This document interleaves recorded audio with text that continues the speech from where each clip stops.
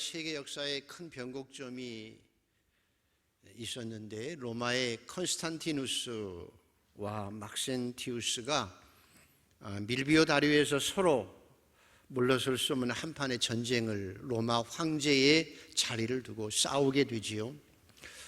절대 약세였었던 컨스탄티누스가 절망 가운데 고민하지요. 그러다가 환상 가운데 십자가가 쫙 보이고 글자가 새겨집니다. 너는 이것을 가지고 싸워라. 승리할 것이다. 라는 글귀를 보고 그 다음날 이 십자가가 새겨진 깃발을 만들어서 앞세워서 전쟁을 했고 312년 전투에서 승리합니다.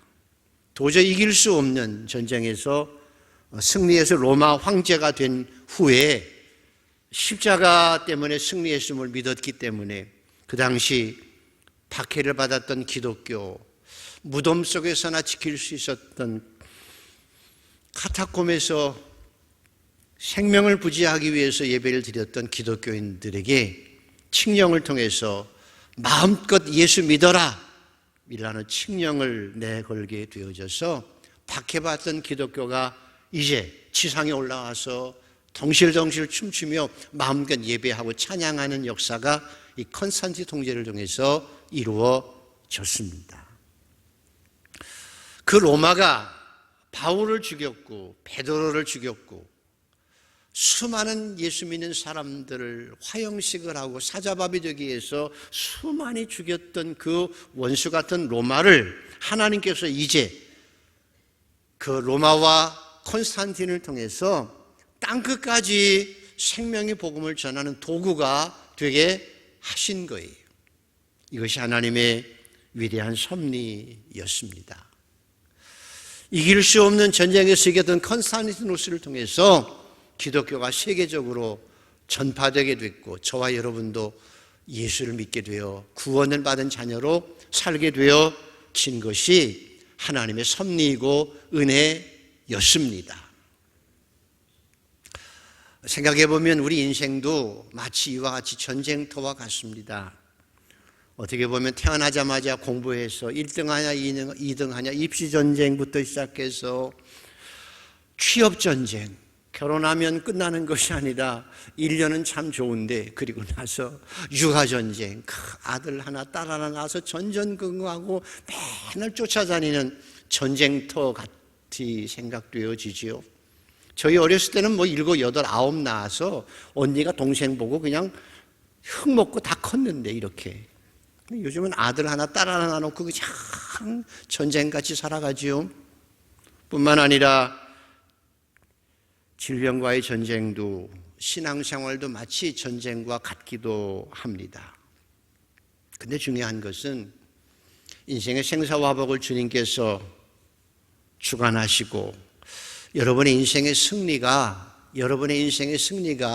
내 힘만으로 되는 것이 아니라 하나님의 도움으로 이루어지는 것을 믿습니다. 그래서 하나님을 사랑하는 자 너는 내게 부르짖으라. 너는 내게 부르짖으라. 하나님을 찾는 자 너는 내게 부르짖으라. 내가 너를 건지겠고 네가 나를 영화롭게 하리라고 말씀하신 것처럼 주님을 의지하는 여러분이 최후의 승리자가 되어질 줄 믿습니다. 날마다의 삶 속에서 승리하고 살아가는 저와 여러분 모두가 되기를 소원합니다. 이렇게 기독교를 위해서 컨스탄티누스가 굉장히 큰 공헌을 했음에도 불구하고 많은 주를 위해서 일을 했음에도 불구하고 그 어머니 헬레나도 예루살렘을 회복시키고 비너스 여상 우상을 다 부수고 예루살렘을 회복하는 그런 큰 일을 했음에도 불구하고 컨스탄틴이 황제가 마지막 죽을 때까지 세례를 안 받았어요. 그래서 임종 직전에 세례를 받았습니다. 그렇게 주님을 위해서 많은 일을 했고 역사의 터닝 포인트를 만들었음에도 불구하고 왜 컨스탄틴이 마지막 죽을 때까지 세례 안 받다가 죽기 전에 세례를 받았을까? 그 이유는 요한계시록에 보면 에베소 교회라는 교회가 가장 큰 교회였습니다. 그리고 주님이 칭찬합니다. 내가 너희 행위와 수고와 인내를 아노니 너희가 일 안에서 믿음을 잘 지킨 것도 내가 칭찬하노니 그러나 너를 책망할 것이 하나 있는데 너희가 처음 사랑을 버렸노라. 그러면 어디서 떨어졌는지 생각하고 회개하여 처음 행위를 가지라. 만일 그리하지 아니하고 회개하지 아니하면 내가 네게 가서 내 촛대를 그 자리에서 옮기리라. 회개하지 아니하면 촛대를 내가 옮기리라. 처음 첫사랑을 회복해라 말씀하지요. 저도 목회자지만 매일 새벽 기도하고 목회한다고 바둥바둥 되지만 목회자로서 가장 두렵고 떨리는 것이 있습니다. 그것이 바로 너는 하나님의 온전하심처럼 온전하라고 하시는데 늘 부족하거든요. 하나님께서 오늘 저녁에 나를 부르시면 내가 과연 하나님의 온전하심처럼 온전해서 주님의 거룩하심처럼 내가 주님 앞에 거룩하심으로 설 수 있을까?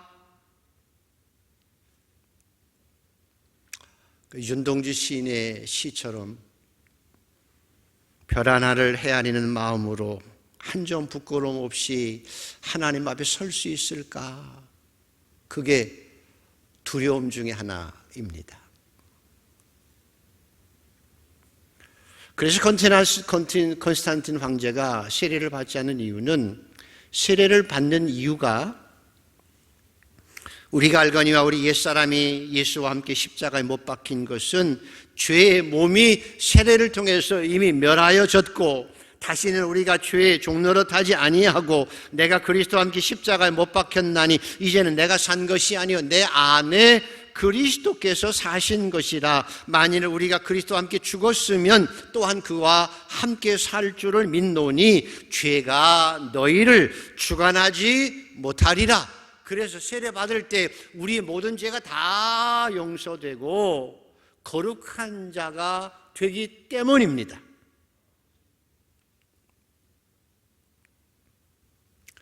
그래서 은혜란 내가 모든 죄를 주님의 은혜로 십자가의 보혈로 용서받았다고 하는 것을 믿는 것이 은혜입니다. 세례를 통해서 거룩한 내 안에 주님이 와 계시는 것이 너희가 하나님의 성전인 것과 하나님의 성령이 너희 안에 거하시는 것을 알지 못하느냐? 거룩한 성령이 내 안에 계셔서 내가 거룩한 모습으로 항상 살아가는 것이 은혜이며 하나님의 선물이기 때문입니다. 그래서 토저라고 하는 유명한 신학자는 Success and the Christian, 성공과 그리스도인이라고 하는 책에서 아주 귀한 말씀을 합니다. 인생의 성공이 무엇이냐? 그리스도인 성공이 무엇이냐? 돈 많이 버는 것도, 명예를 가지는 것도, 건강하게 사는 것도, 자식이 잘 되는 것도 성공이지만 그리스도인의 성공은 하나님 앞에 거룩한 삶을 사는 것이다 라고 말씀합니다.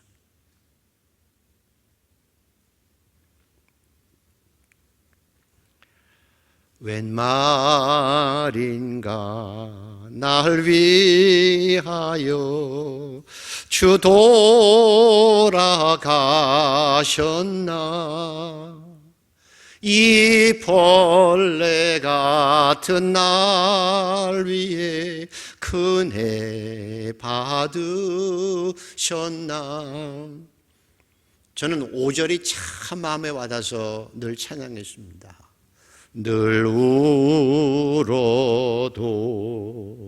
눈물로써 못 갚을 줄 알아. 몸 밖에 드릴 것 주옵소. 이 몸 바칩니다.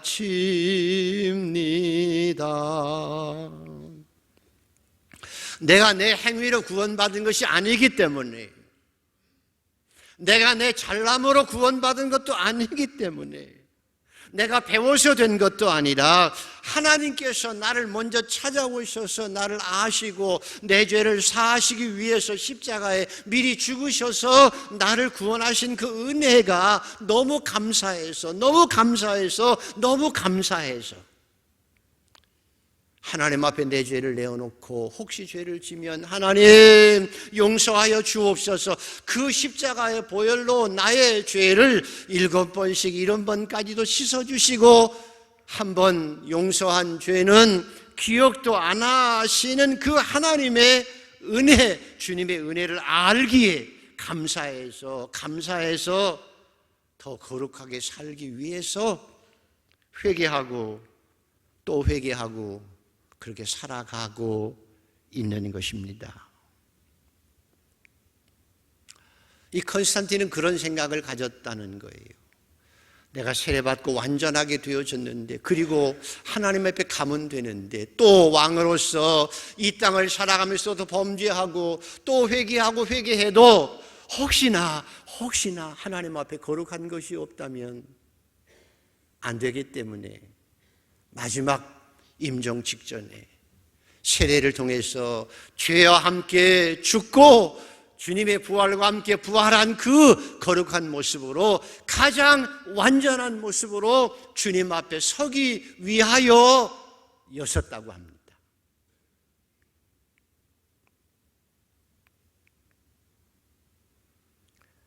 저와 여러분은 성도입니다. 거룩한 백성입니다. 전에 섬기던 교회 원로 목사님께서 미국을 가셨다가 미국에서 한 3개월 계셨는데 딸 집에 갔다가 돌아가셨어요. 아니, 왜 하필이면 잘 계시다가 왜 미국에 가서 돌아가셨나 하는 생각도 들지요. 근데 그 딸을 그렇게 사랑했는데 보고 싶어서, 미국 가 있으니 볼 수가 없잖아요. 그래서 늘 딸을 보고 싶어 하다가 이제 미국으로 가서 한 3개월 계시다가 거기서 돌아가셨는데, 들어보니까 늘 가서 하는 일이 딸과 함께 얘기하고 신앙적 얘기 나누고 손자 손녀들 성경 가르치고, 그리고 어느 한날 저녁에 식사를 하고 나서 애들아 한번 와라. 그리고 나서는 사위와 딸과 손자 손녀들을 다 데리고 놓고 예배드리고 나서 하나하나 축복하며 기도하시더래요, 아버지가. 그래서 왜 아버지가 그러시나 그랬는데, 다 축복하시고 나서는 이제 가서 자겠다 하고 이제 2층에 침실이 있으니까 2층에 올라가셔서 주무시는데, 보통 아침이면 일찍 내려오셔서 이렇게 마당도 쓸고 그러시는데 안 내려오시더래요. 식사 시간이 다 됐는데 피곤하셨나? 이상하다. 그래서 올라갔더니 침대에 딱 누워 계시는데 성경을 이렇게 가슴에 안고 돌아가셨더래요. 제가 장례하면서 장로님들한테 들은 얘기입니다. 우리의 목사님은 참 대단하시오. 하나님께서 우리 목사님의 기도를 늘 응답하시는데 죽는 모습까지 목사님께서 평소에 그러셨대요. 나는 자면서 하나님의 부르심을 받기를 원한다고 기도하셨더래요. 그 기도를 응답하셨다고 그렇게 얘기들 하시는 거예요. 얼마나 복이에요. 제가 잘 아는 그 김봉진 장로님이 계셨는데, 그분은 참 신실하신 분이십니다. 30대에 당뇨가 오기 시작해서 84세에 돌아가셨으니 거의 한 4, 50년 당뇨가 있으신 분입니다. 주일날 오실 때마다 노인네도요, 기름머리 싹 바르고 양복 딱 입고 넥타이 메고 아주 정갈하게 오십니다. 근데 이분이 주일날 예배드리는데 돌아가셨다는 얘기가 왔어요. 어떻게 돌아가셨는가 하면, 아들하고 손자 손녀들하고 사는데, 손자는 없고 손녀만 넷이에요. 사시는데 2층에서 늘 계시는데, 보통 주일이면 일찍 샤워하시고 미리 딱 애들이 젊은 사람들이 늦으니까 성경 찍고 소파에 앉아 계시는데, 자녀들이 다 준비하고, 아버지 이제 교회 가시지요?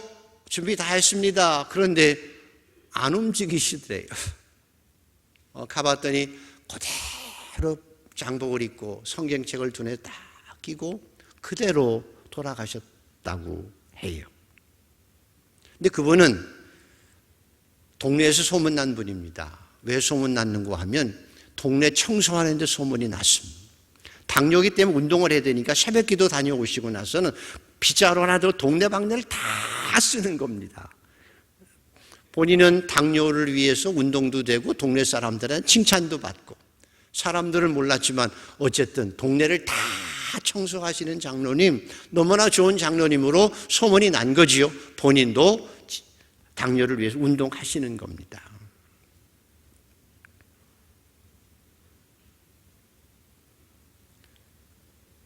근데 주일날 돌아가신다는 소식을 듣고 그럼 주일날 장례를 해야 되잖아요. 근데 그 아들이 그냥 오셨어요. 병원에 모시고 예배 와서 예배 드리는 거예요. 그러면서 하신 말씀이 늘 아버님께서 주일은 절대 지켜야 된다. 혹시 장례가 나도 주일은 예배가 먼저다 그러셨대요. 여러분도 이렇게 기도해야 됩니다. 하나님, 제가 주일날 장례 치르지 않게 하여 주옵소서. 이왕이면 월요일이나 화요일 예배 다 잘 드리고 월요일이나 화요일날 주님의 부르심을 받으면 장례 다 치르고 금요일날 장례 다 치르고 주일날 예배 드리게 되면 얼마나 좋은 일이냐는 거예요. 왜? 이미 그 영혼은 천국에 가 계시기 때문에 우리가 그렇게 장례하지 않아도 된다는 거예요. 차라리 살아있는 우리가 믿음을 지키고 믿음의 유산을 자녀들에게 물려주는 것이 더 낫다는 거죠.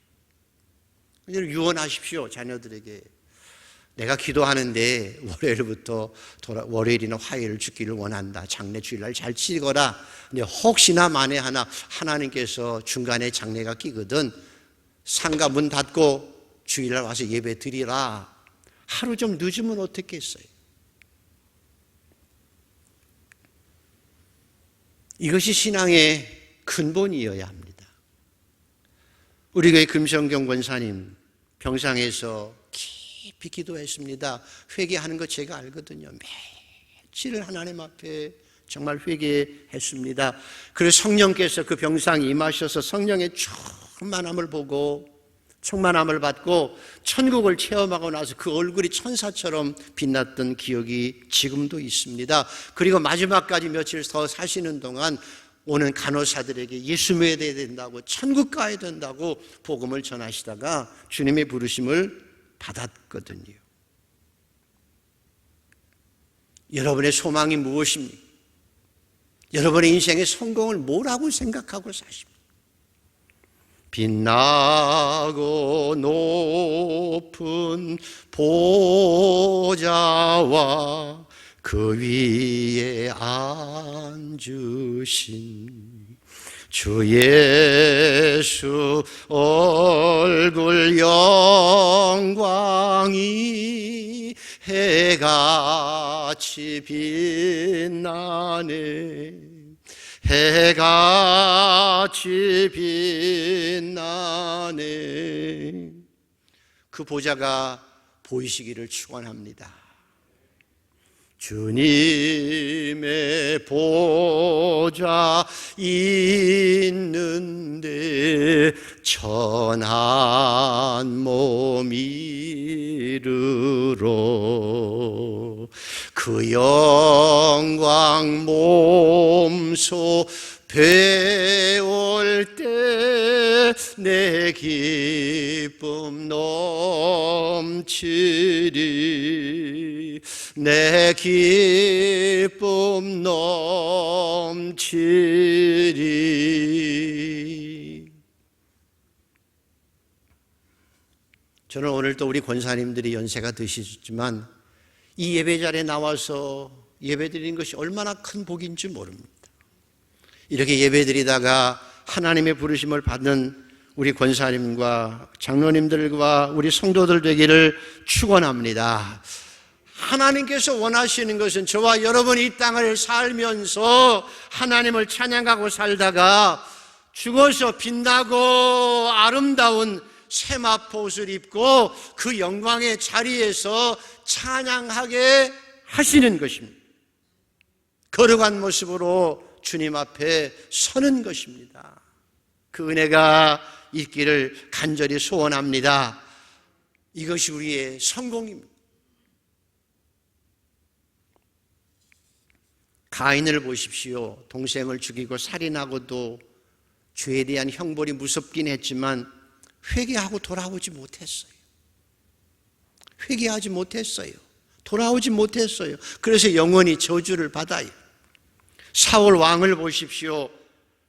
처음에 초대 왕이 되어서 얼마나 영광스러웠지만 불순종과 하나님의 사람 다윗에 대한 미움, 시기, 분노 가운데 살다가 겉으로는 화려한 왕과 같이 살았지만 영적으로는 하나님께 버림받아가 접은 자가 되고 돌아오지 못해서 회개하지 못해서 자기뿐만 아니라 가족들 그 신실한 요나단까지 전쟁에서 죽는 비참함이 있었습니다. 하나님 앞에 돌아오지 못해서예요. 회개하지 못해서예요.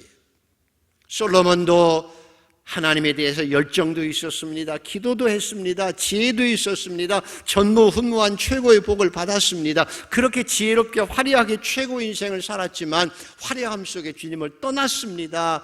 회개하고 돌아오지 못했습니다. 하나님께서 안타까워서 솔로몬아 안 돼, 돌아와야 돼. 솔로몬아 안 돼, 돌아와야 돼 라고 몇 번이나 말씀하셨는데 회개하지 못했습니다. 돌아오지 못했습니다. 본인도 비극으로 끝나고 나라도 두 쪽이 났습니다. 심지어 영광스러운 제자였던 가룟 유다 많은 사랑을 받았습니다. 자기가 예수를 팔고 나서 후회하고 뉘우쳤지만 회개하지 못했습니다. 돌아오지 못했습니다. 자기 의가 발목을 잡았기 때문입니다. 용서하시는 주님의 은혜를 몰랐습니다. 용서하시는 주님의 은혜를 믿지 못했습니다. 자기 의가 강했지 용서하시는 주님의 은혜를 몰랐기 때문에 회개하지 못하고 돌아오지 못했습니다. 돈도 버리고 스스로 목매어 죽었습니다. 세상에서 가장 비참한 자가 되어졌습니다.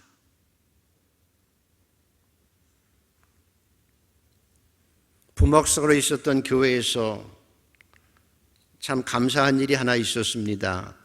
옛날에 중앙극장 앞에 가보면 니아카가 있고, 니어커가 뭔지 젊은이들은 아시는지, 니어커가 있었는데 거기에 오징어하고 땅콩을 파는 할머니 한 분 계셨는데 그분이 아주 와서 목사님 제 사위가 있는데 20년간 기도했는데 병석에서 죽어갑니다. 의사가 내일 퇴원하라고 합니다. 간암 말기라 가능성이 없어서요.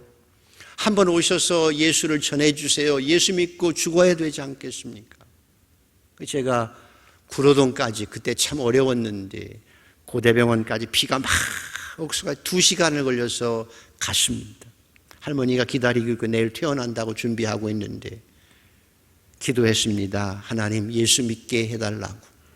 그리고 그에게 물었습니다. 예수 믿겠냐고 했더니 믿겠다고 해요. 그래서 축복하며 기도했습니다.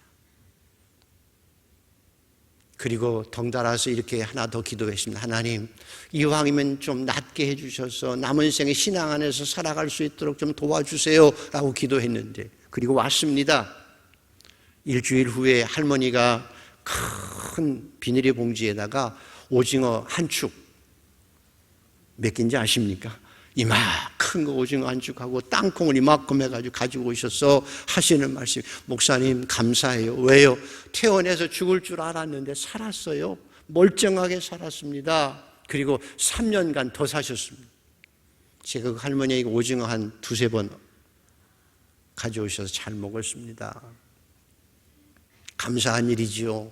예수 믿고 그렇게 살다가 죽었으니. 그런데 너무 안타까운 소식도 전해주었습니다. 나중에 보니까 그분이 나아서 또 살다가 또 옛날 버릇으로 돌아가서 술 먹고 그렇게 살다가 결국 재발돼서 3년 만에 돌아가셨다는 것이지요. 여러분, 여러분의 신앙은 잘 지켜갈 수 있게 되기를 소원합니다. 그게 중요합니다. 우리의 신앙을 잘 지켜가서 마지막까지 거룩함으로 하나님 앞에 서는 것이 중요합니다. 그래서 회개하라, 천국이 가까웠느니라. 회개가 은혜입니다. 회개가 은혜입니다. 회개가 축복입니다. 믿음으로 하나님의 말씀을 받고 믿고 회개하고 주님의 보혈을 용서받고 거룩하게 살아가는 것이 은혜 중에 은혜입니다. 하나님, 회개하는 영을 더하여 주옵소서. 회개하고 살게 하여 주옵소서. 돌이키게 하여 주시옵소서. 돌아서야 합니다.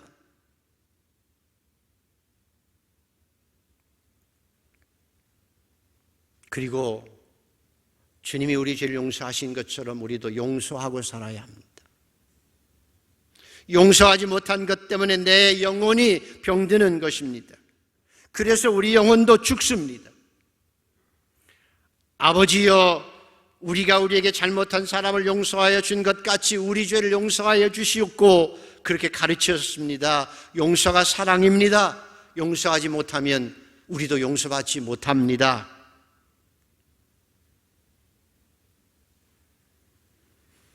오늘도 여러분 마음속에 미움과 시기와 분노를 스스로 용서하고 내게 잘못한 사람들을 생각하고 그들을 용서하고 도리어 축복하십시오. 도리어 용서하고 축복하십시오. 용서하지 못하는 것이 악이고 그 악이 내 영혼을 죽게 만들고 남도 죽게 만듭니다. 오늘도 회개의 영을 하나님 허락해 주셔서 우리의 죄가 회개되어 용서받을 뿐만 아니라 나도 다른 사람을 용서하고 기쁨과 감사와 평화로 이 땅을 살아가는 거룩한 백성이 되기를 소원합니다. 이것이 은혜입니다. 신앙생활입니다. 자, 오늘 마지막으로 30절에 34절까지 그래서 한번 읽어보시겠습니다. 같이 한번 읽습니다. 시작. 그들을 데리고 나가 이르되 선생들이여 내가 어떻게 하여야 구원을 받으리까 하거늘 이르되 주 예수를 믿으라 그리하면 너와 내 집에 구원을 받으리라 하고 주의 말씀을 그 사람과 그 집에 있는 모든 사람에게 전하더라. 그 밤 그 시각에 간수가 그들을 데려다가 그 맞은 자리를 씻어주고 자기와 온 가족이 다 세례를 받은 후 그들을 데리고 자기 집에 올라가서 음식을 차려주고 그와 온 집안이 하나님을 믿음으로 크게 기뻐하니라. 아멘. 여러분에게도 이런 일이 이루어지기를 축복합니다. 사도 바울은 부활하신 주님을 다메섹도에서 만났습니다. 장님이 되었다가 성령에 충만하고 기적을 체험했습니다. 뿐만 아니라 3,000층을 체험했습니다. 하나님의 나라를 체험했기 때문에 그 모든 환난과 핍박 속에서도 죽기를 무릅쓰고 복음을 전했습니다. 그러나 늘 마음에 아픔이 있었습니다. 큰 고통이 있었습니다. 나는 예수 믿고 구원받고 천국 가는데 부모들은, 형제지간들은 율법은 알고 하나님은 알지만 구원받지 못해서 너무 속상해서 안타까워서 괴로워했습니다. 그래서 이렇게 고백합니다. 내가 그리스도 안에서 참말을 하고 거짓말을 아니하노라. 내게 큰 근심이 있는 것과 마음에 그치지 않는 큰 고통이 있는 것을 내 양심이 성령 안에서 증언하노니 나의 형제 곧 고륙의 친족을 위하여 내 자신이 저주를 받아 그리스도에게서 끊어질지라도 원하는 바로다. 저도 십자가를 체험했을 때, 천국을 보았을 때 이 바울의 심정을 가지고 죽기를 무릅쓰고 목숨을 다하여 하나님 내 영혼을 차라리 받아주시고 가족을 구원해 주시고 부모님들을 구원하여 주옵소서 기도했습니다. 목숨을 걸고 기도했습니다. 여러분도 은혜를 받았을 때 그렇게 기도했었지요? 10년간 가족을 위해서 목숨을 걸고 기도했고 내가 한 마리 희생의 양이 되기를 원하는 마음으로 가족 구원을 위해서 헌신했습니다. 가족 구원은 그냥 되어지는 것이 아니고 내가 죽을 만큼 헌신하고 기도해야 한 알의 밀알이 땅에 떨어져 죽을 때에 새 생명이 태어나는 것입니다. 그저 얘야 교회 가야지가 아닙니다. 여보 그냥 교회 좀 다녀봐, 그게 아닙니다. 하나님 내 생명을 받으시고 저를 구원하여 주옵소서. 그 목숨 건 기도가 희생이 있어야 되는 것입니다. 그래서 부모님들이 예수 믿고 형제간들이 세례받고 하나님의 나라에 간 것이 감사하고 또 감사하고 또 감사할 뿐입니다. 지금도 기도 제목이 있는 것은 하나님, 우리 아들들은 모태신앙이거든요. 아버지가 목사였습니다. 그러나 그들이 커서 교회 권사 장로 되는 것 넘어서서 물과 성령으로 충만하게 하여 주시옵소서. 성령 충만하게 하여 주시옵소서. 거룩한 백성으로 살게 하여 주시옵소서. 그게 기도 제목이고요. 하나님, 내 생전에 이북에 가서 복음을 전하고 온 가족이 함께 이북에 교회 하나 짓게 하여 주시옵소서. 그리고 하나님, 평소에 늘 새벽 기도하고 교회 가서 성전에 주일날 예배 드리고 주일날 예배 드리고 성전에 가서 하나님 앞에 내 발로 걸어가서 예배 드리고 그리고 주간에 하나님의 부르심을 받게 하여 주옵소서. 그렇게 기도합니다. 사랑하는 한강의 성도 여러분, 저와 여러분 인생을 마칠 때 뭐라고 하나님 앞에 서겠습니까? 어떤 모습으로 서야 할 것입니까?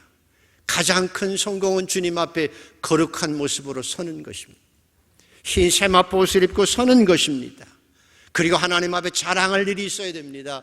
하나님, 제가 인생을 살아가며 은혜 가운데 살았는데 그래도 내가 이 땅을 살아가면서 내 몸 바친다고 했는데 몸을 다 바쳐 희생할 뿐만 아니라 그래도 살아가면서 주의 하나님의 나라를 위해서 교회 하나라도 짓게 하시고 선교사 한 사람이라도 파송하게 하시고 그리고 내가 내 생에 70살고 80생에 살아가는 동안 1년이라도 주의 복음을 위하여 선교사로 가서 복음도 전할 수 있어야 할 것 아니겠습니까?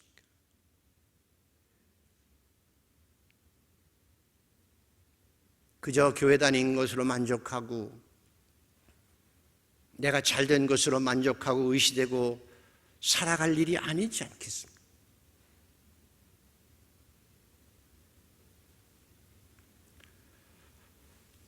예수님께서 내가 하늘에서 내려온 것은 내 뜻을 행하리 아니함이요 나를 보내신 이의 뜻을 행하리 함이니라.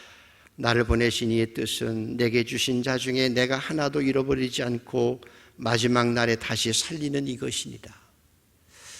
하나님께서 여러분을 살리실 줄 믿습니다. 마라나다, 주 예수여 어서 오시옵소서. 예수님께 천국에 있는 영혼들을 다시 데리고 오십니다. 그리고 일어나라, 우리의 죽은 육체를 일으켜 세워주시고 영생의 부활로 함께 하셔서 영원한 새하늘과 새 땅의 주인공이 되어지게 하실 것입니다. 주님께서 이 땅에 당신의 사명을 완성하실 것입니다. 저와 여러분의 사명은 무엇입니까? 여러분의 사명은 무엇입니까? 여러분의 사명은 무엇입니까?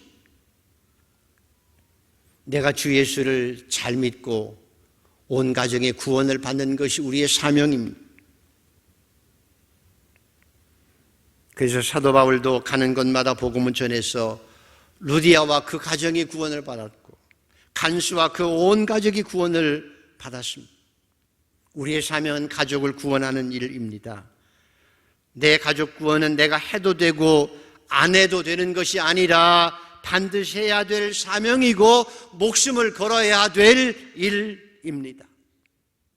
내 자녀들은 내 생명을 하나님 일나로 썩어질지언정 물과 성령으로 거듭나서 거룩한 하나님의 백성으로 살아가는 것입니다.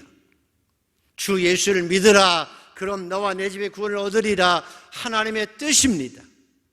내가 목숨을 다해서 이 귀한 사명을 감당할 수 있고 나중에 하나님 앞에서 칭찬받는 성도가 되기를 소원합니다. 오늘 종교개혁주일입니다. 종교개혁의 핵심이 무엇입니까? 예수 믿어 구원받는 것입니다.